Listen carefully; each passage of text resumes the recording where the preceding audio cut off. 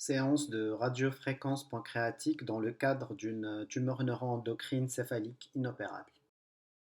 Il s'agit d'un patient âgé de 69 ans, antécédent d'une cirrhose métabolique classée Child B, compliquée d'une thrombopénie sévère. Découverte fortuite chez ce patient d'une tumeur neuroendocrine grade 2 de la tête du pancréas qui était inopérable compte tenu du syndrome d'hypertension portale. Après RCP, il a été décidé d'une ablation par radiofréquence sous échoendoscopie chez ce patient. Pour cette procédure, on a utilisé un échoendoscope linéaire de marque Olympus, du Sonoview comme produit de contraste, un générateur de radiofréquence de marque StarMed avec une sonde de radiofréquence de même marque adaptée au pancréas.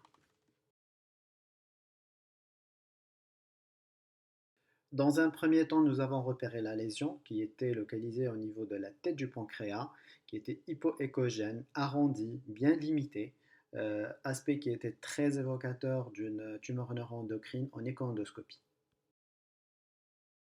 L'échographie de contraste après injection du Sonoview ne montrait pas la prise de contraste souvent retrouvée au cours des tumeurs neuroendocrines, mais plutôt une prise de contraste très modérée au temps artériel.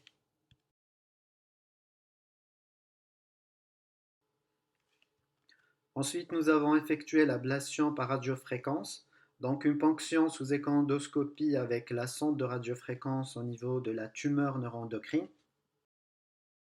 L'ablation est effectuée sous contrôle échoendoscopique en maintenant la sonde en permanence à l'intérieur de la tumeur et en contrôlant en même temps la puissance délivrée par le générateur.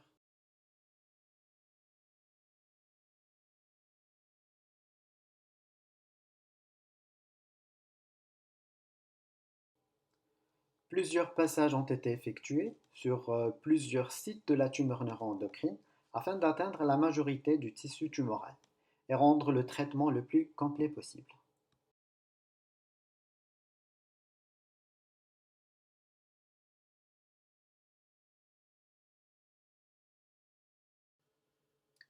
En fin de procédure, on visualise la présence de multiples bulles intratumorales évoquant la destruction complète de la tumeur. Les suites après le geste étaient simples et plutôt favorables. Le patient a été libéré 24 heures après, sans complications. Une IRM de contrôle sera demandée au patient dans un mois.